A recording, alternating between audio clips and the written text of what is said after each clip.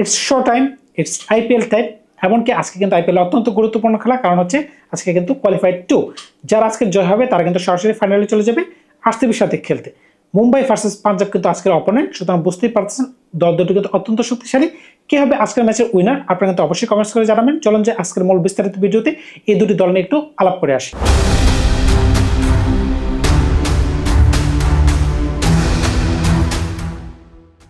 প্রথমে যদি আমরা একটু মুম্বাই দলটা নিয়ে কথা বলতে চাই, তাহলে কিন্তু আমাদেরকে বলতে হবে মুম্বাই ভার্সেস গুজরাটের মাঝখানে যে একটা ম্যাচ হয়েছে, ওই ম্যাচটা একটু অল্প আলাপ না করলে না হয়।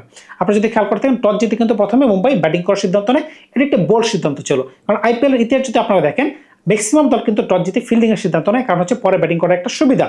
কিন্তু মুম্বাই কি করে দেখেন, বড় বড় ম্যাচগুলোতে, যে ধরনের প্রেসারের ম্যাচগুলোতে প্রথমে ব্যাটিং করার সিদ্ধান্ত নেয়, কারণ হচ্ছে বোর্ডে রান থাকা কিন্তু একটা পজিটিভ দিক। আপনি কিন্তু পরে ব্যাটিং করলে সেটা মেনটেন করাটা খুব টাফ একটা ব্যাপার হয়ে যায়, যে চাপে কিন্তু কালকে পড়ে গিয়েছিল গুজরাট। আপনারা যদি দেখেন মুম্বাই 20 রানের ব্যবধানে জয়লাভ করছে, এটা একটা অনেক বড় জয় মনে হতে পারে, কিন্তু যারা টিভির পর্দায় খেলা দেখছে কিংবা স্টেডিয়ামে বসে খেলা দেখছে, তারা বলতে পারবে 20টি রান নেওয়া কম রান ছিল, মাত্র 3টি বলে সেই 20টি রান নেওয়া সম্ভব ছিল। সুতরাং বুঝতেই পারছেন মুম্বাই কিন্তু অল্পের জন্য কালকে বেঁচে গেছে।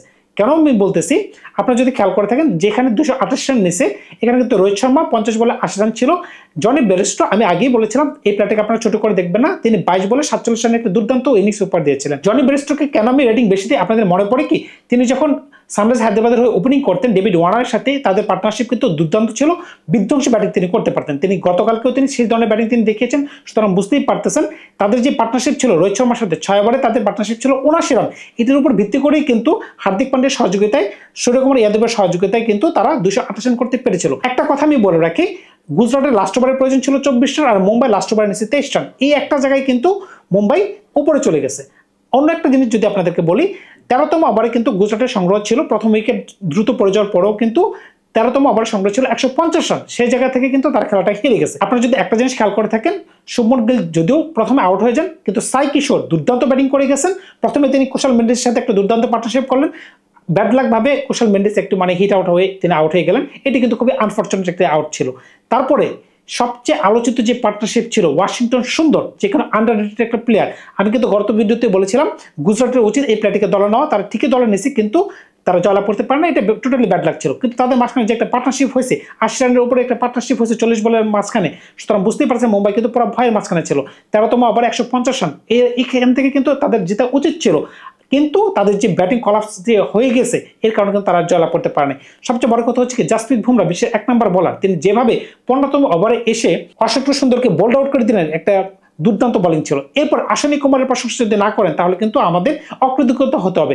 তিনি 3 ওভার 3 বল বোলিং করেছেন, 28 রান দিয়েছেন, আর জাসপ্রীত বুমরা 4 ওভার বোলিং করে দিয়েছেন, 27 রান। সুতরাং বুঝতেই পারতেছেন বোলিং এর জোরেই কিন্তু মুম্বাই গতকালের ম্যাচে জয়লাভ করছে। এখন যদি পাঞ্জাবের কথায় আসেন, পাঞ্জাব কিন্তু একটা ম্যাচ আরসিবির সাথে হেরে আসছে। আরসিবি কিন্তু তাদেরকে একদম ধুয়ে দিছে ভাই, 101 রান তাদেরকে অল আউট করে দিছে। আপনি টপ অর্ডার থেকে একদম লো অর্ডার পর্যন্ত কোনো ব্যাটসম্যান কিন্তু দাঁড়াতে পারে না, শুধুমাত্র 2 বা 3 জন ব্যাটসম্যানের বোধহয় ডাবল ডিজিট ক্রস করতে পারছিল ওই দিন। সুতরাং বুঝতেই পারছেন তারা ওই দিন কোন ধরনের বোলিং করছিল। জশ হ্যাজেলউড, সুয়েশ শর্মা, ইয়াশ দেওয়াল, ভুবনেশ্বর কুমার যে ধরনের বোলিং করছেন, ওই বোলিং এর বিরুদ্ধে তারা দাঁড়াতেই পারেনি। পাঞ্জাব দলের ক্ষেত্রে আমার এখন একটা কথা বলতে হচ্ছে, বিষয়টা হচ্ছে এরকম, পাঞ্জাব যখন খুব স্ট্রং একটা পজিশনে ছিল, কোন কারণে, দেশি প্লেয়ারদের কারণে। আপনারা যদি খেয়াল করে থাকেন, এগুলো ছিল তাদের স্ট্রেংথ। প্রাসেনজিৎ সিং, প্রিয়াংশ আয়ার এই টুর্নামেন্টের সবচেয়ে পাওয়ারফুল ওপেনিং প্লেয়ার, কিন্তু যখন নকআউট ম্যাচে আসলো তারা কিন্তু ওই ধরনের পারফরমেন্স দিতে পারতেছে না, কারণ কি, প্রেশার ম্যাচে মনে হয় তাদের ওই ধরনের অভিজ্ঞতা নেই।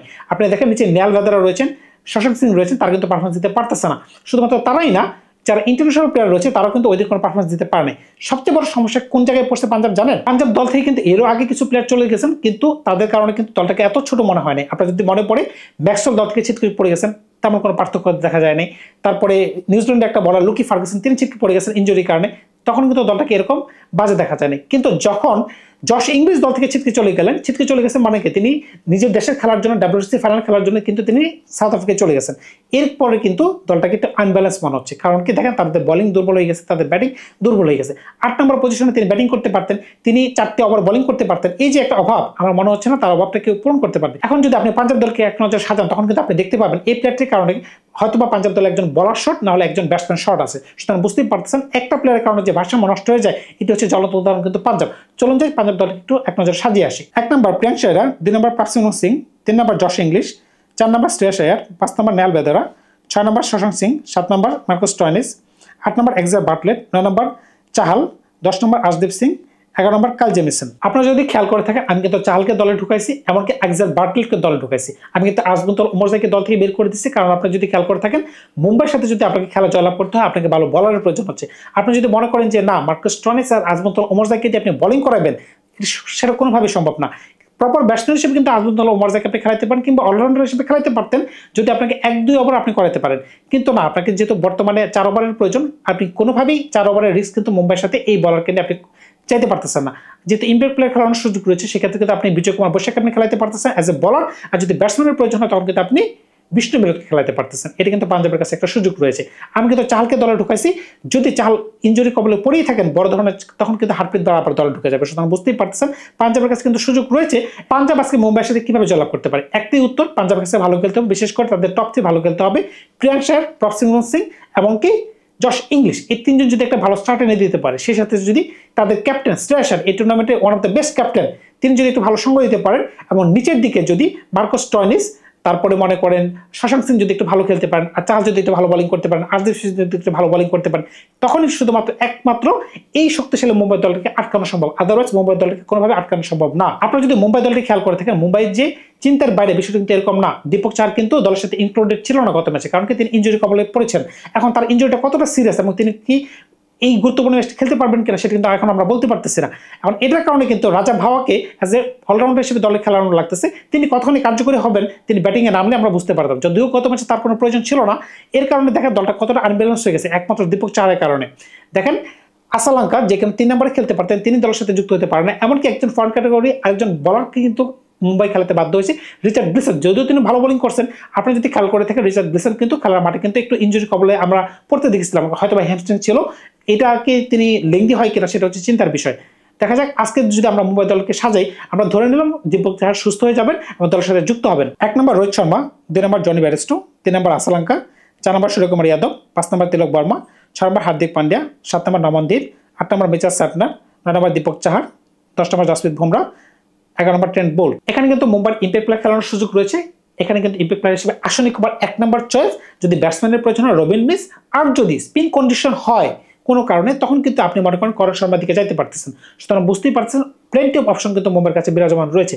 এখন কিন্তু দীপক চাহার যদি খেলতে না পারেন, তখন কিন্তু আগের 11টাই মনে হচ্ছে তারা মাঠে নামাবে। আগের 11 বলতে আমি বোঝাতে চাইছি যেটা গুজরাটের বিপক্ষে তারা খেলছে।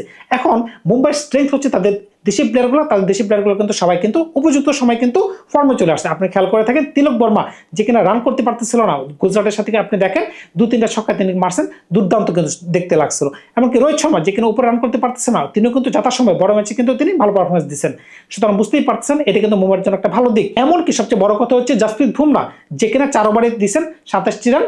বুঝতেই পারছেন তিনি কোন ধরনের বোলিং করছেন। তিনি যদি ওয়াশিংটন সুন্দরকে ওই সময় ওরকম একটা ডেলিভারিতে আউট করতে না পারতেন, তাহলে কোনোভাবেই মনে হচ্ছিল না যে গুজরাটকে হারানো সম্ভব হতো। যেভাবে ওয়াশিংটন সুন্দর এবং সাই সুদর্শন খেলতেছিল, আমরা মনে হচ্ছিল যে তারা আরো 1 ওভার হাতে রেখে খেলাটি জয়লাভ করতে পারবে। বড় ম্যাচে জসপ্রীত বুমরা যে বড় মানের প্লেয়ার, এমনকি রোহিত শর্মা যে বড় ম্যাচে কাউন্টেবল, সুতরাং বুঝতেই পারছেন মুম্বাই দলটি কিন্তু একটা ফর্মে চলে আসছে। যদি আজকে কোনো কারণে দীপক চাহার যদি দলের সাথে ইনক্লুড হয়ে যায়, তখন কিন্তু মুম্বাই দলটিকে আরো শক্তিশালী দেখা যাবে, কারণ কি ব্যাটিং অর্ডার তারা আরেকটু পাওয়ারফুল হবে। আসালাঙ্কা যখন দলের সাথে যুক্ত হয়ে যাবে, তখন দলটাকে আরেকটু ভালো দেখা যাবে। কাগজে কলমে দুইটা দল কিন্তু অত্যন্ত শক্তিশালী। একটা ম্যাচ আরসিবির সাথে পাঞ্জাবের খারাপ হয়েছে, এটা আমরা সবাই মেনে নিলাম, কিন্তু এর মানে এই না যে পাঞ্জাব এই ম্যাচও কিন্তু খারাপ খেলবে। যদি প্রিয়াঙ্ক শায়ার, প্রভসিমরন সিং, শশাঙ্ক সিং, নেহাল বেদারা, শ্রেয়াস আয়ার, মার্কাস স্টোয়নিস তারা যদি একটু ভালো খেলতে পারে ব্যাটিংয়ে, আমি বলবো যে এই খেলাটি অত্যন্ত জমজমাট হবে। যারা ভালো খেলবে শুধুমাত্র তারাই জয়লাভ করবে। তারপর আমি মুম্বাইয়ের সাথে যাচ্ছি। ধন্যবাদ সবাইকে, ভালো থাকবেন আপনারা। আপনারা কার সাথে যাচ্ছেন বা কে জয়লাভ করতে পারে আপনারা অবশ্যই কমেন্টস করে জানাবেন। ধন্যবাদ সবাইকে, ভালো থাকবেন আপনারা।